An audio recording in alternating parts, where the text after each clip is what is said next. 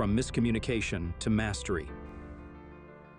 Human wiring is a leadership superpower.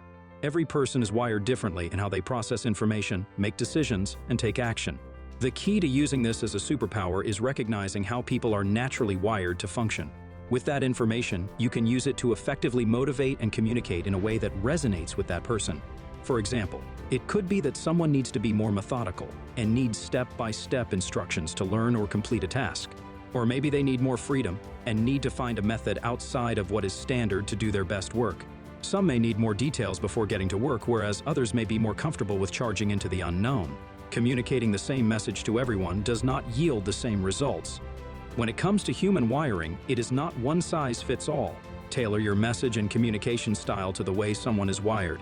This will provide a significant increase in understanding within your team by improving productivity and confidence while decreasing confusion and inactivity. By doing this, your team will feel more valued and your relationship with them will deepen.